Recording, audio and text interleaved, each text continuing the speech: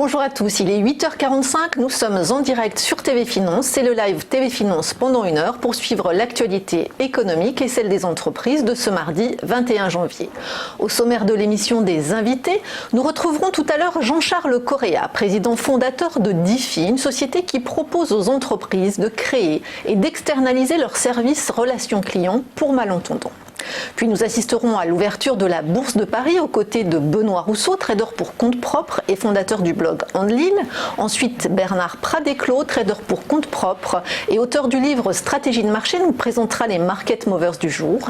Et Laurent Riot, président de Boisvalor, nous parlera d'un process innovant et durable qui permet d'extraire des composants bio pour l'agriculture. Juste après le live, restez avec nous pour une émission dédiée à eToro, le premier réseau social de trading au monde, suivi à 10h par la matinale de l'entrepreneur avec comme invité Christophe Lejeune, dirigeant actionnaire d'Alpha Safety.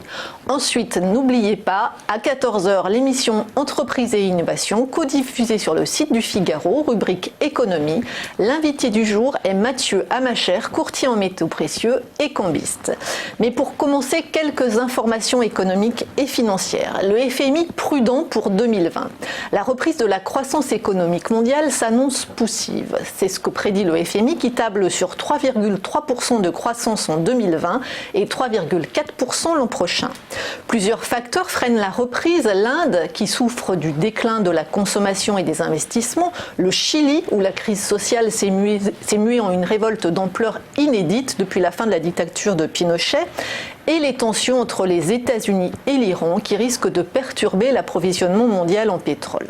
Seule la signature finalement d'un accord commercial entre les États-Unis et la Chine, qui est intervenu la semaine dernière, offre une bouffée d'oxygène à l'économie mondiale. Dans ce contexte, en 2020, la croissance économique de la Chine devrait atteindre 6%, celle des États-Unis 2%, et loin derrière, celle de la zone euro 1,3% et du Japon plus 0,7%.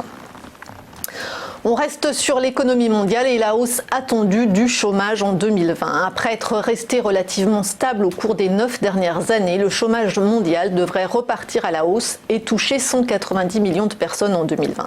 C'est en tout cas ce qu'explique l'Organisation internationale du travail dans son rapport annuel sur l'emploi publié hier.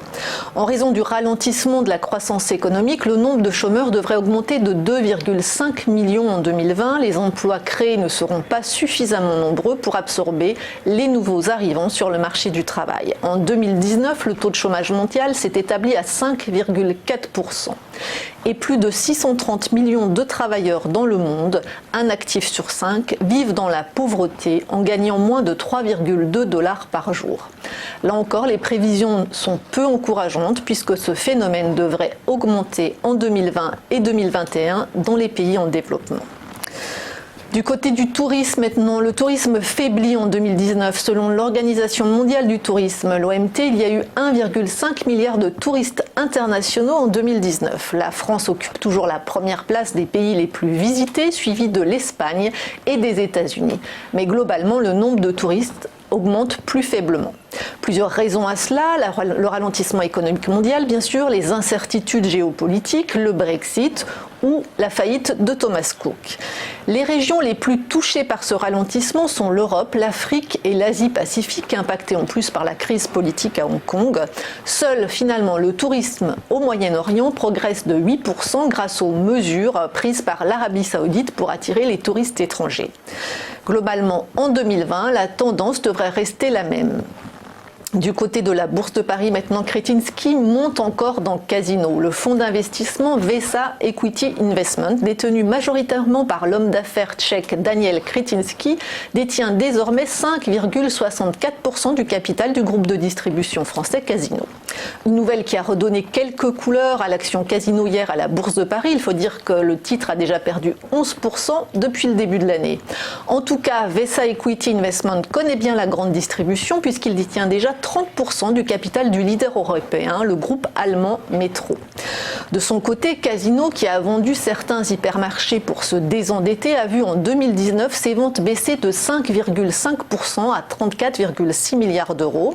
Il est vrai qu'en France, le groupe a été pénalisé par les mouvements sociaux de décembre.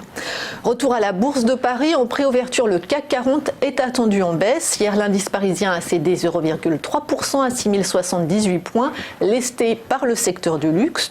Wall Street était fermé hier après avoir inscrit de nouveaux records la semaine dernière. Le Dow Jones avait terminé vendredi à 29 347 points et le Nasdaq à 9 388 points. Ce matin à Tokyo, le Nikkei a perdu 0,9%. Sur le marché d'échange, l'euro flirte avec les 1,11 $. Côté pétrole, le baril de Brent s'échange à près de 65 $ et le brut léger américain WTI à plus de 58 $.